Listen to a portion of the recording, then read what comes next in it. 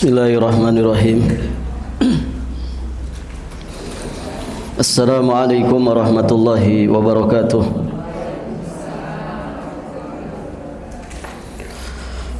Innal hamdalillah nahmaduhu ta'ala wa nasta'inuhu wa nastaghfiruh wa nastahdihi wa natubu ilaih wa na'udzu billahi min syururi anfusina wa sayyiati a'malina. Man yahdihillahu fala mudilla lahu wa man yudlil fala hadiya lahu. Asyhadu an la ilaha illallah wahdahu rabbi la syarika lah wa asyhadu anna Muhammadan abduhu wa rasuluh. Amma ba'd. Allahumma inna nas'aluka ilman nafi'an wa rizqan tayyiban wa amalan mutaqabbala. Para hadirin akhwat wa ummahat fillah rahimani wa rahimakumullah. Alhamdulillah, pada pagi hari ini insyaallah ta'ala kita akan melanjutkan pembahasan tafsir surat Al-Mulk. Insyaallah kita akan membahas ayat ke-15 dan ayat ke-16.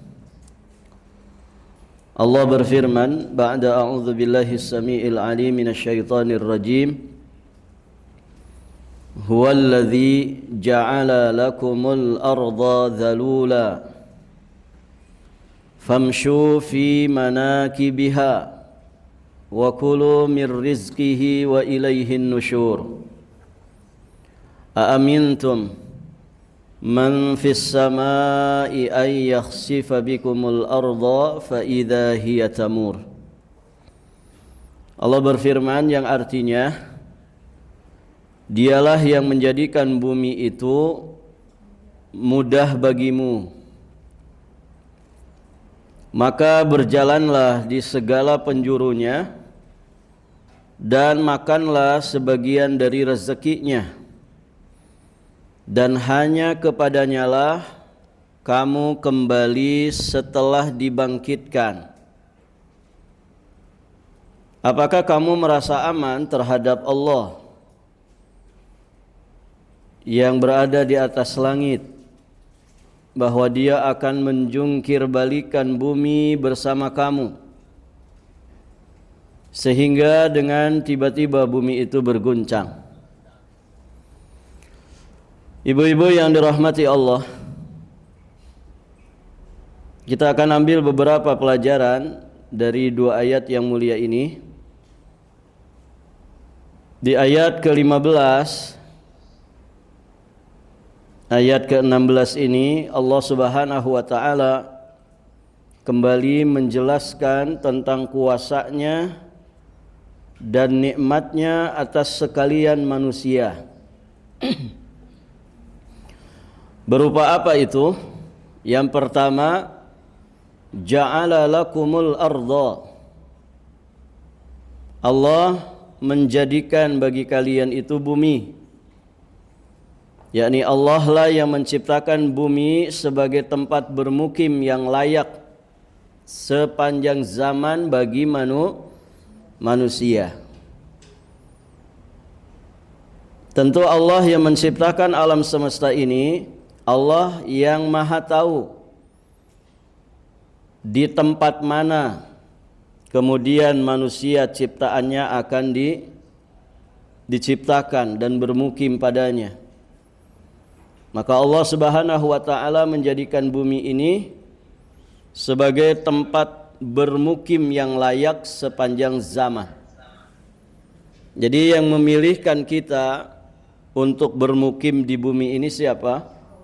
Allah, pencipta semesta ini, pencipta diri kita juga sebagai manusia. Dan itu tidak mungkin salah, tidak mungkin keliru. Maka akhirnya dengan akal manusia, dengan titipan kecerdasan yang Allah Subhanahu wa taala berikan kepada manusia, manusia akhirnya mengenal tentang itu, bahwa ternyata bumi itu merupakan planet yang memang layak untuk dihuni oleh manusia bahkan oleh makhluk hidup yang lainnya. Bumi itu merupakan planet urutan ketiga dari matahari. Maka posisi bumi itu tidak terlalu dekat dengan matahari, sehingga bisa sangat panas, yang tentu tidak layak untuk ditempati menjadi tempat bermukim.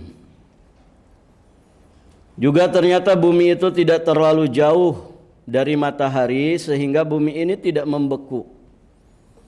Bumi juga dikenal sebagai planet air yang memiliki atmosfer sangat tebal. Barakallahu fikum. Sehingga bumi menjadi satu-satunya planet yang memiliki kehidupan di dalamnya. Barakallahu fikum. Dan walhamdulillah, nikmat itu kita rasakan bersama. Di bumi ini alhamdulillah kita tidak susah bernafas, kan begitu. Udaranya juga Masya Allah, airnya juga berlimpah. Ya, saking berlimpahnya kadang air itu masuk ke rumah kita. Begitu kan? Barakallahu fikum. Maka ini anugerah Allah, nikmat dan juga kasih sayangnya, yang tentu bagi seorang yang beriman, dia tidak akan menyia-nyiakan nikmat besar seperti ini. Taib, ibu-ibu yang dirahmati Allah.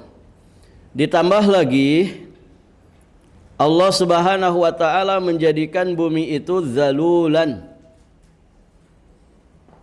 Tidak hanya sekedar menciptakan bumi, namun juga Allah Subhanahu wa taala menjadikan bumi itu zalulan. Zalulan. Maksudnya apa? Ditundukkan demi memenuhi kepentingan dan kebutuhan manusia. Masya Allah.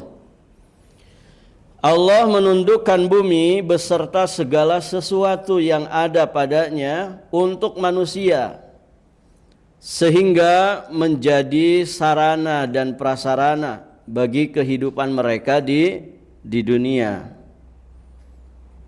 Taib, ibu-ibu yang dirahmati Allah, manusia itu butuh beribadah kepada Allah. Sarana prasarana untuk menegakkan ibadah kepada Allah itu Allah sudah memberikannya kepada kita semua. Salah satu di antaranya, Allah tundukkan bumi ini kepada manusia. Besi ditundukkan oleh manusia, begitu kan? Akhirnya manusia bisa bikin segala sesuatu dari besi. Ibu kebayang kapal laut yang sedemikian gedenya, dek parkiran mobilnya saja bisa 5 tingkat, begitu ya. Kok tidak tenggelam, begitu kan?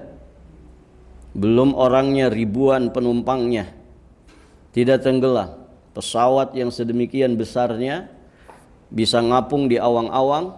Barakallahu fikum. Ada penerbangan itu yang 1 kali 24 jam baru dia mendarat. Luar biasa, ya. Dengan ratusan manusia, ratusan penumpang di dalamnya. Pernah lihat pesawat yang panjang sekali, kemudian semuanya 2 tingkat. Pernah lihat, Bu? Kadang kan kita lihat di bandara-bandara besar, ya. Itu pesawat besarnya luar biasa. Ya, pesawatnya panjang. Barakallahu fikum, satu deret seatnya mungkin bisa sampai 10 orang, ya. Di tengah 4, di sampingnya 3 dan 3. Masya Allah, ini 2 tingkat lagi, dua tingkatnya sama, sejajar. Ini luar biasa, ditundukkan oleh manusia, ditundukkan bagi manusia. Semuanya, daratannya, lautannya, itu amanah dari Allah yang semestinya dikelola dengan sebaik-baiknya, demi keberlangsungan hidup manusia, demi kemudian memenuhi kepentingan dan kebutuhan manusia. Apa kepentingan kebutuhan manusia di dunia ini? Ibadah kepada Allah. Ibadah, bukan kepentingan syahwat, bukan kepentingan nafsu, tapi kepentingan dan kebutuhan ibadah. Taib, ibu-ibu yang dirahmati Allah. Kemudian Allah Subhanahu wa taala memerintahkan famshu fi manakibiha. Nih, zoomnya kayaknya mati ya. Zoom yang di sini, Ibu. Yang di HP di depan saya ini.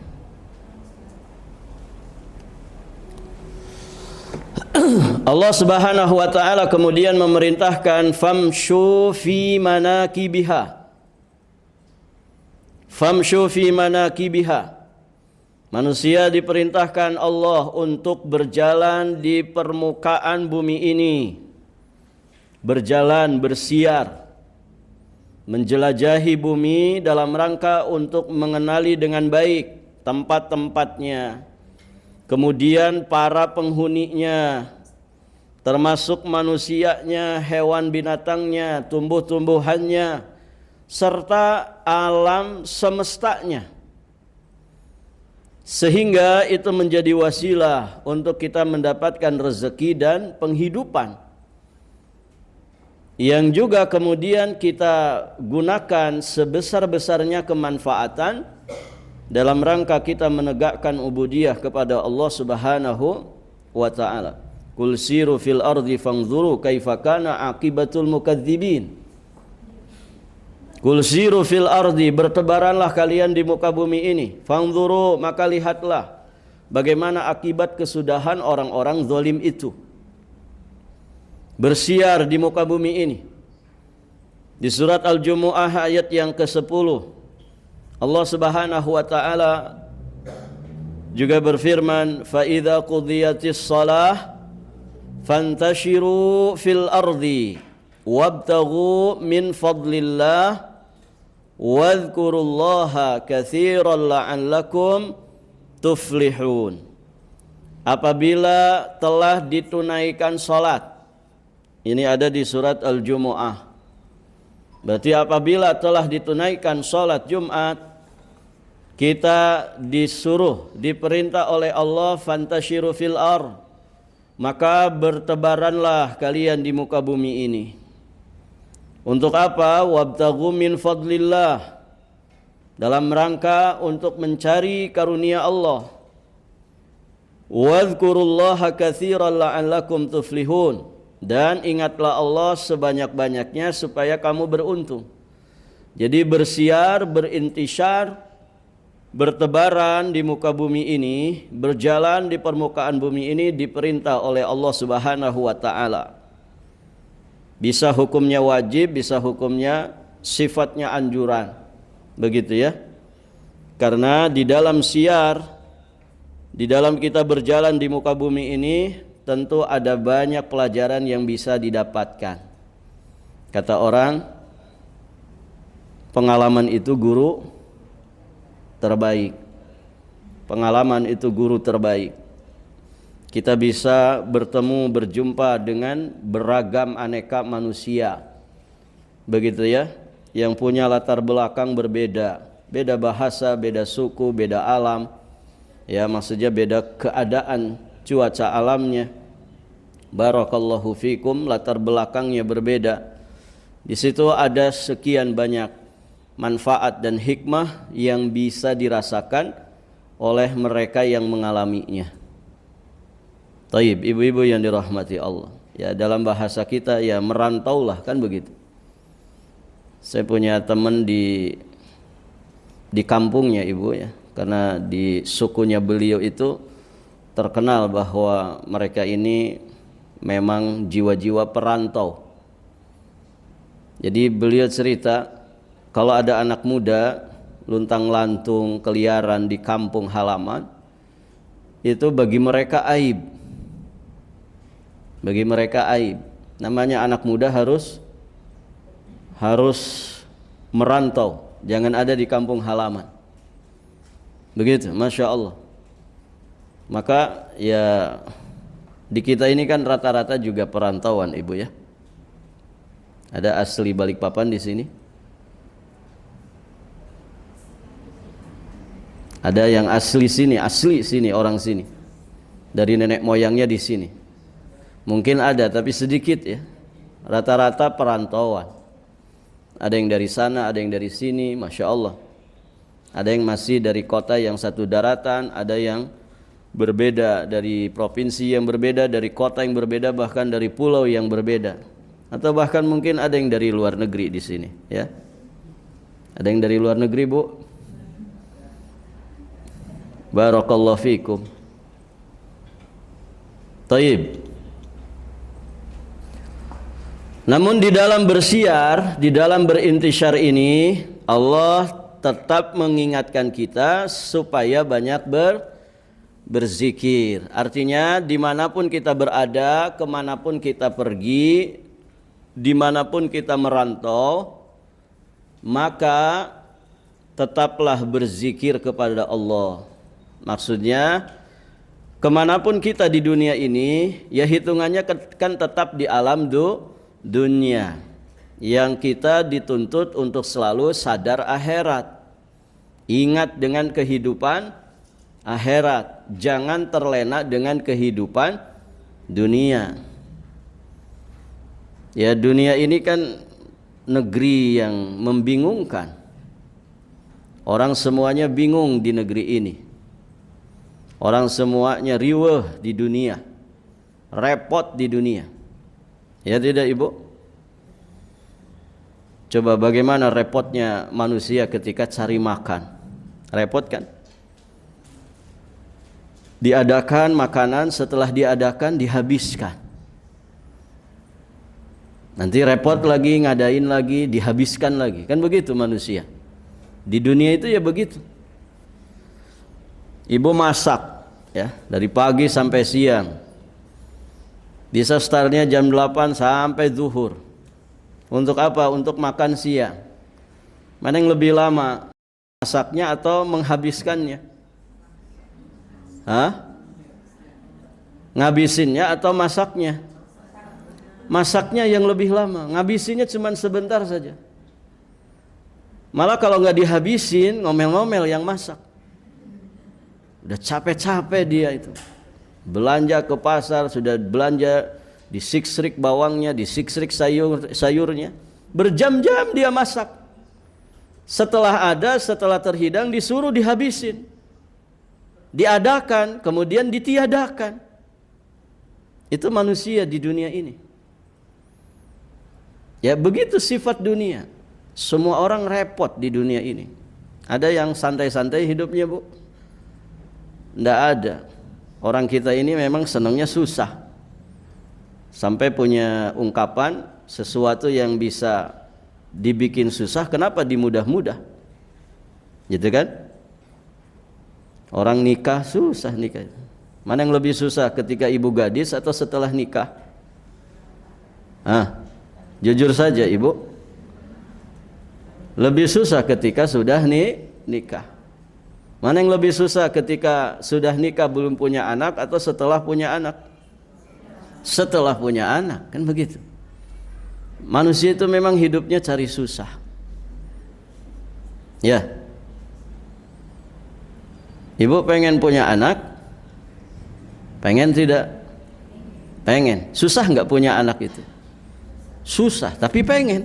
Berarti pengen susah. Itu manusia. Ya. Dan itu sifat kehidupan dunia.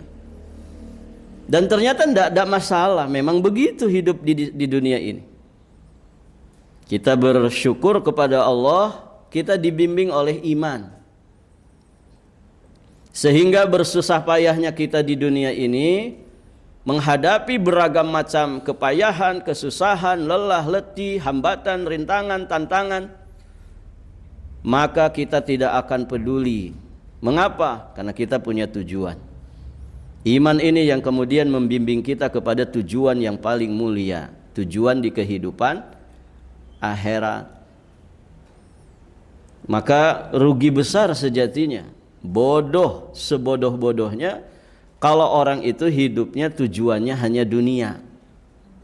Padahal dunia itu tadi modelnya riweuh, repot. Ya. Orang sedunia ini repot semuanya, Ibu. Repot semuanya. Apalagi giliran cari uang, oh repot semua. Kadang aneh ibu ya, ada orang nongkrong di kafe kopi, 3, 4, 5 orang nongkrong, semuanya orang-orang kaya, pengusaha. Tiba-tiba satu nepok jidatnya, stres saya gitu. Kenapa? Tendernya nggak diterima, gagal, proyeknya gagal. Ternyata yang nepok jidat itu orang kaya. Di ATM-nya ada 3 miliar. Ya, rumahnya gedong sigrong.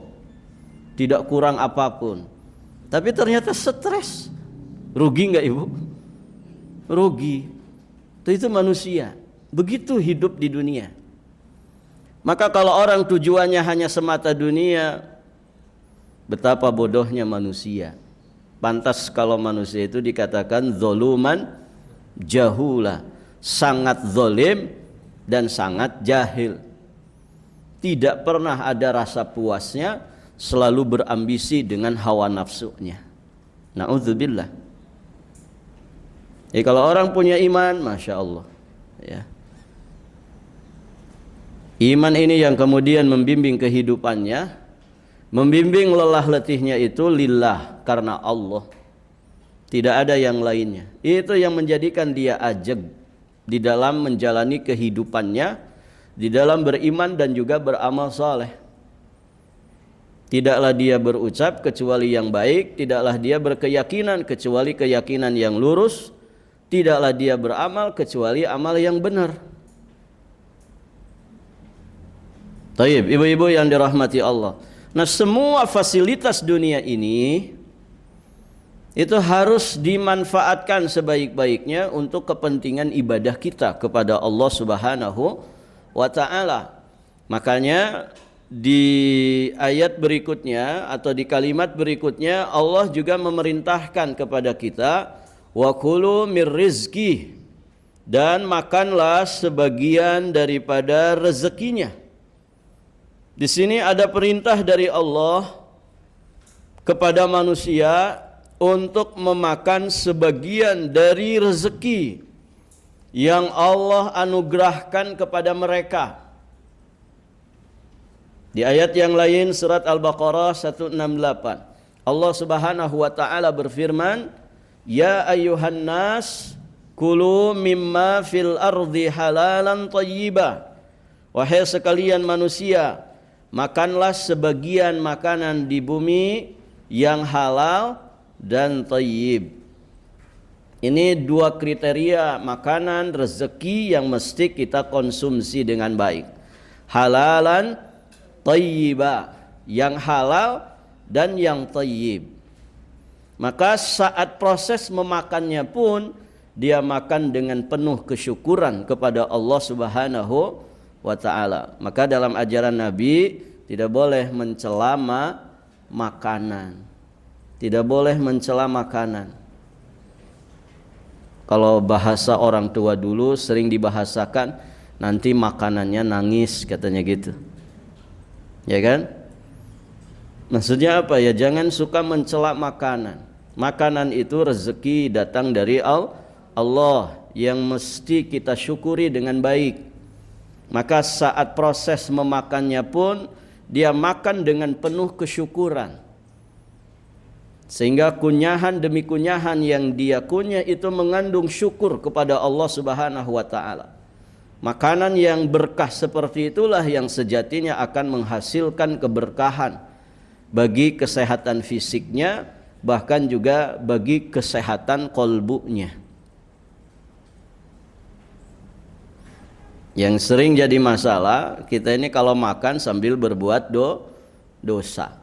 Ada istilah dipoyok dilebok. Apa terjemahannya ibu? Dipoyok dilebok, itu istilah orang barat.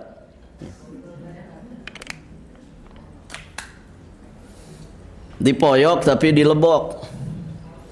Dicaci itu makanan tapi dimakan juga. Dia makan makanan sambil ngomel-ngomel makanan itu, tapi habis juga. Ya. Na'udzubillah. Bagaimana makanan begitu jadi keberkahan? Ya ibu.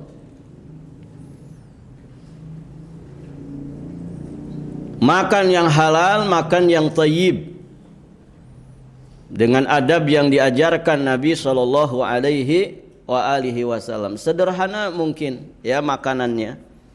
Kan alhamdulillah ya, manusia di zaman saat ini yang sadar sehat itu rata-rata kembali ke masa dahulu. Orang-orang sepuh dahulu makan rebus-rebusan saja. Begitu kan Ibu? Sekarang sudah mulai banyak kan yang rebus-rebusan itu. Jadi sebetulnya lebih cerdas orang-orang dulu ya dibandingkan orang-orang sekarang yang katanya teknologi ya, begitu ya. Makanan dibuat sedemikian rupa, aneh-aneh, kadang namanya saja aneh-aneh, hot dog begitu ya.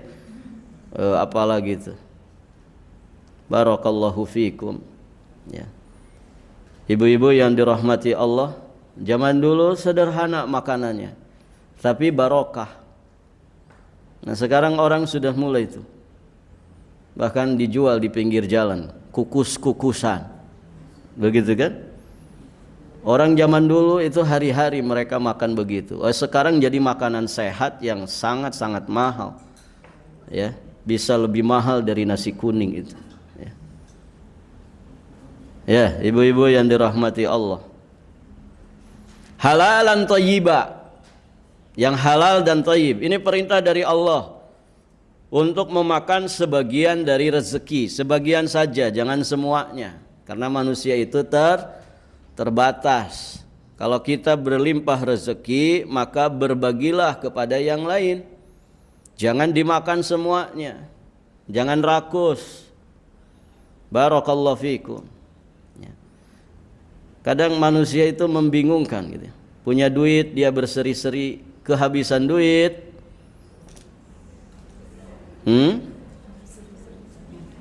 Berubah nggak Ibu?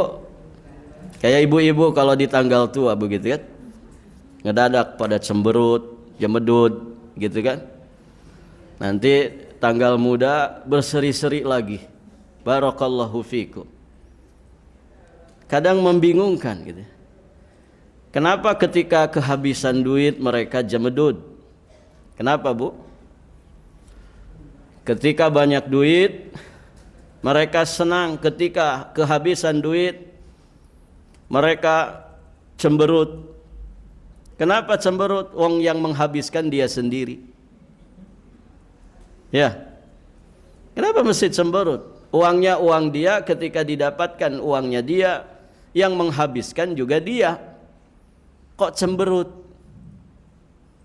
Kalau pengen tidak habis duit, ya sudah, duitnya nggak usah dipakai apa-apa, simpan saja, dipeyem kata orang. Ya. Nah itu kehidupan dunia. Barakallahu fikum. Maka seorang mukmin dengan bimbingan iman, ketika mendapatkan kelebihan dari rezeki Allah, dia akan berbagi. Karena yang dimakan oleh dirinya hanya sebahagiannya saja. Sedikit saja Ibu kebutuhan manusia itu. Sedikit. Sama, kita ini semua kebutuhannya sama. Barakallahu fikum. Maka orang beriman ketika mendapatkan kelebihan rezeki, dia tidak makan semuanya. Tapi dia berbagi. Dia berbagi kepada yang lain. Makanya ada infak, ada sedekah, ada zakat, ya, menyantuni fuqara, masakin, anak yatim, kan begitu. Ini semua demi kemaslahatan manusia, ya. Karena keserakahan itu membinasakan. Cukuplah menjadi pelajaran apa yang kita saksikan bersama. Ulah tangan, tingkah laku, perbuatan manusia yang serakah, selalu menuruti hawa nafsunya, tidak pernah memperhatikan bimbingan wahyu. Ya begitu keadaannya. Nas'alullah as-salamah wal afiyah. Kemudian di penghujung ayat, wa ilaihin nusyur. Wa ilaihin nusyur. Ini peringatan keras dari Allah Subhanahu wa taala bahwa manusia itu hanya akan dikembalikan kepada Allah. Kembalinya manusia bukan sekedar balik Kembalinya manusia bukan sekedar pulang, namun kembali untuk mempertanggungjawabkan segala sesuatunya, untuk dihisab, untuk dibalas atas semua perbuatannya selama di alam dunia. Maka poin pentingnya, kewajiban kita adalah bersyukur kepada Allah dengan sebenar-benarnya atas semua fasilitas yang Allah Subhanahu wa taala anugerahkan ini, dengan menggunakan dan memanfaatkan sebaik-baiknya untuk menegakkan ubudiyah kepadanya semata. Ini syukur yang sesungguhnya, menegakkan peribadatan hanya kepada Allah Subhanahu wa taala semata. Kenapa kita mesti ibadah? Karena betapa kita ini merasakan kasih sayang Allah Subhanahu wa taala yang begitu besar kepada kita. Tidak usah jauh-jauh dulu, ibu-ibu pada punya suami? Masih ada suaminya, Bu? Cinta tidak ke suaminya? Satu orang aja yang jawab. Nanti yang lain tidak cinta. Nanti Ustaz, tanggal muda baru cinta gitu.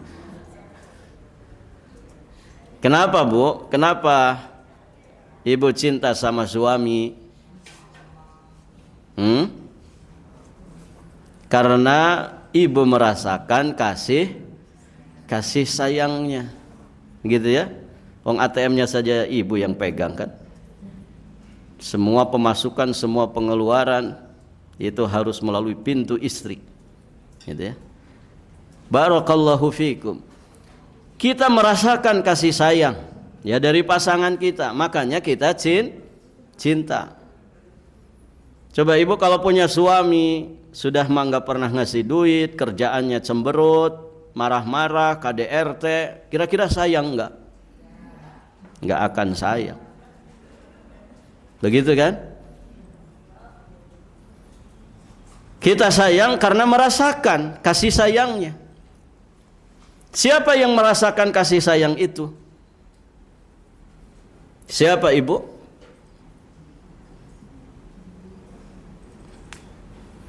Ibu kan sayang sama suami. Kenapa? Karena ibu merasakan kasih sayang suami, perhatian suami. Nah, yang merasakan itu siapa? Ibu sendiri. Berarti sejatinya rasa cinta itu baliknya ke diri sendiri. Pun demikian, walillah al-masalul a'la. Lebih-lebih lagi kepada Allah. Allah itu kurang apa kasih sayangnya kepada kita? Semua ini ciptaan Allah, semua ini difasilitasi oleh Allah. Ya ibu, apa yang kemudian dimampui oleh manusia? Enggak ada. Ya. Kita punya anak, buatan siapa itu anak itu? Kalau ibu dan bapak ngaku-ngaku itu buatan kami, Ustadz. Baik, kalau buatan Anda, apa yang Anda ciptakan dari anak itu? Apakah Anda menciptakan sehelai rambutnya? Jawabannya kan tidak. Menciptakan tangannya? Enggak. Menciptakan organ dalamnya? Apalagi. Berarti semua itu pemberian dari Allah. Ini semuanya dari Allah, fasilitas ini. Artinya kasih sayang Allah itu tidak kurang. Betapa sempurnanya kasih sayang Allah kepada kita ini. Kok bisa-bisanya manusia tidak sayang sama Allah? Sama seperti istri yang kemudian dicurahkan perhatian kasih sayang suami kepadanya, lahir batinnya, si istrinya malah sayang ke suami orang. Gimana, Bu? Kira-kira suaminya marah tidak? Barakallahu fikum. Ibu-ibu yang dirahmati Allah, betapa sempurnanya kasih sayang Allah kepada manusia. Namun tadi ya, manusia itu banyak yang tidak mau disayang oleh Allah. Dengan kata lain, manusia itu banyak yang nggak tahu diri. Disayang sama Allah tapi dia tidak mau ibadah kepada Allah. Padahal ibadah itu manfaat maslahatnya balik ke siapa? Balik ke siapa, ibu? balik ke diri sendiri. Ya kan? Ibadah kepada Allah itu balik ke diri kita sendiri. Ma uridu minhum mir rizkin wa ma uridu ayyut'imun. Allah itu tidak butuh dikasih rezeki oleh manusia. Allah enggak butuh dikasih makan oleh manusia. Ibadah itu murni manfaat maslahatnya balik kepada manusia itu sendiri. Allah sejatinya tidak butuh kepada ibadahnya manusia kepadanya. Ibadah itulah sejatinya kebutuhan manusia. Karena manfaat maslahatnya akan balik kepada dirinya sendiri. Pun demikian tingkah laku perbuatan dosa dan maksiatnya itu akan balik kepada dirinya sendiri. Nas'alullah al-afwa wal afiyah wassalamah. Baik, ibu-ibu yang dirahmati Allah. Kemudian di ayat ke-16. Aamintum man fis samai ay yakhsifa bikumul arda fa idza hiya tamur. Kata Allah, apakah kamu merasa aman? Apakah kamu merasa aman terhadap Allah yang ada di atas langit, bahwa Dia akan menjungkir balikan bumi bersama kamu sehingga dengan tiba-tiba bumi itu berguncang. Baik. Ayat ini, ayat ke-16 ini merupakan peringatan keras dari Allah jika manusia tetap kufur padahal bukti kekuasaan dan keluasan ilmunya sudah dipaparkan. Nikmatnya, anugerahnya kepada manusia, fasilitas, sarana prasarana yang sudah Allah berikan kepada manusia sudah semuanya dipaparkan oleh Allah Subhanahu wa taala. Tapi ternyata manusia tetap kufur, maka tunggulah ancaman dari Allah Subhanahu wa taala. Apakah kamu merasa aman terhadap Allah yang berada di atas langit, bahwa Dia akan menjungkir balikan bumi bersama kamu sehingga dengan tiba-tiba bumi itu berguncang? Azab yang model seperti ini, dijungkir balikan bumi, itu pernah menimpa kaumnya Nabi Lut alaihi salam, sebagaimana yang Allah kisahkan dalam surat Hud ayat 82. Falamma jaa amruna ja'ala 'aliyaha safilaha wa amtarna 'alaiha hijaratan min sijilin mandud. Maka ketika keputusan kami datang, kami menjungkir balikannya, yakni menjungkir balikan negeri kaum Lut, dan kami menghujani mereka dengan batu dari tanah yang terbakar secara bertubi-tubi. Waliyadzubillah. Ya, musibah, azab itu bisa menimpa ketika orang itu kufur kepada Allah, tidak mau mengikuti petunjuk dan bimbingan Rasul yang diutus kepada mereka. Dan naudzubillah, ya, ketika marak, ya, yang model-model seperti ini, orang kita nyebutnya LGBT itu, nas'alullah al-afwa wal afiyah wassalamah, maka kerusakan akan terjadi di mana-mana, ya. Musibah akan terjadi di mana-mana. Makanya penting untuk menegakkan amar ma'ruf nahi mungkar. Penting untuk menegakkan amar ma'ruf nahi mungkar. Dan dari sini penting bagi kita ibu-ibu yang dirahmati Allah untuk kemudian barakallahu fikum benar-benar, ya, saling mengingatkan, ya, saling mengingatkan demi kemaslahatan, demi keselamatan bersama. Karena kalau kita tidak saling mengingatkan, ya begitulah, manusia akan terus-menerus di dalam kelalaiannya, sehingga dosa dan maksiat terjadi di mana-mana. Dan jangan kaget kalau kemudian bencana itu juga akan terjadi di mana-mana, ya. Dan kita sering mendapatkan peringatan itu di mana, Bu? Di majelis ilmu, Makanya jangan tinggalkan belajar agama, ya, supaya kita itu sering diingatkan, mendapatkan pengingat dan juga peringatan. Wa dzakir fa inna dzikra tanfa'ul mu'minin, dan berikanlah peringatan karena sesungguhnya peringatan itu bermanfaat bagi orang-orang beriman. Nabi itu pernah mengumpamakan kaum muslimin itu ibaratkan para penumpang di dalam kapal. Sebagian ada yang tinggal di atas, sebagian ada penumpang yang tinggal di bawah. Ketika para penumpang ini membutuhkan air, maka penumpang yang di bawah harus melewati orang-orang yang di atas untuk bisa mendapatkan air. Akhirnya penumpang di bawah berinisiatif untuk melubangi bagian bawah kapal supaya lebih mudah mendapatkan air, tidak usah susah-susah naik ke atas dulu. Begitu ya. Nah, itu tindakan baik nggak Ibu? Melubangi kapal. Tidak apa-apalah segede jempol jari misalkan kita lubangi supaya tidak susah ngambil air. Ini kan tindakan konyol, tindakan yang berbahaya. Seandainya penumpang yang di atas membiarkan hal tersebut, atau sesama penumpang di bawah yang masih memiliki kewarasan tidak mengingatkan, maka mereka bisa tenggelam bersama.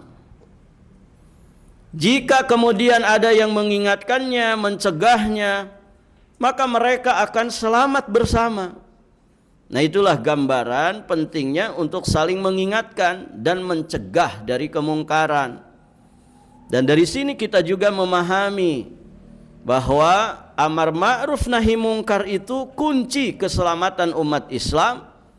Ya, ketika ditegakkan selamat umat ini, ketika kemudian diabaikan, hancur umat ini.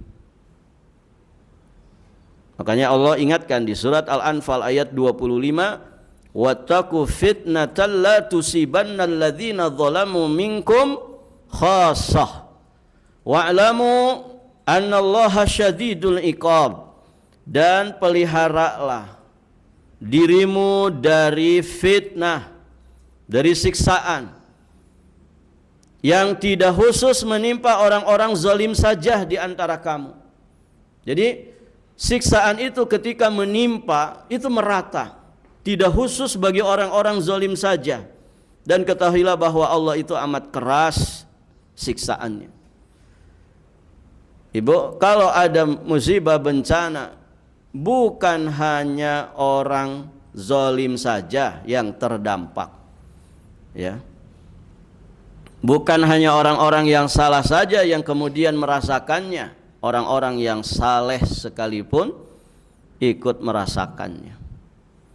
Nasallallahu al-afwa wal afiyah wassalam. Maka saling mengingatkan.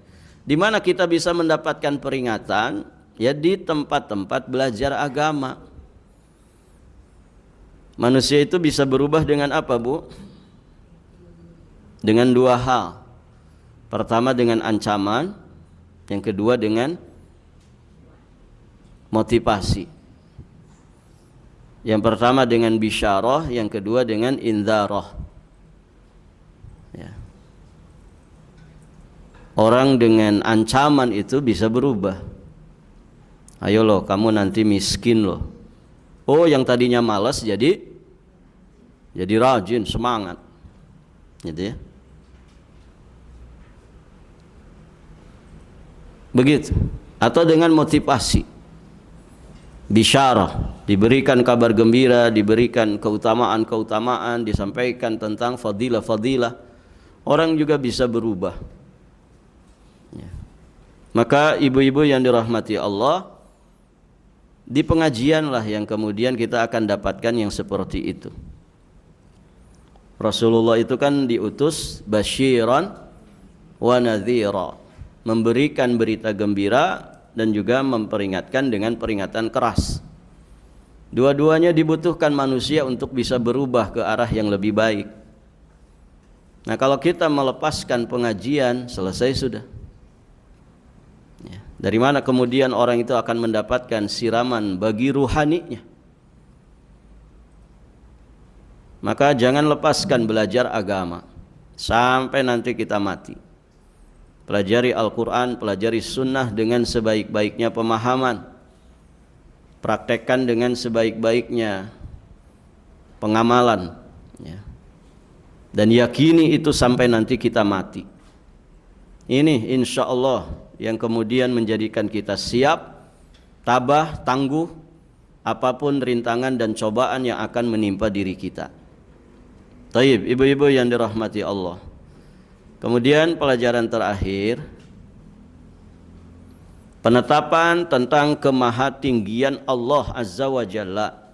Ahli sunnati wal jamaah meyakini dan menetapkan tentang kemahatinggian Allah dengan dalil dari Al-Quran, dari hadis, dari ijma', dari akal, juga dari fitrah.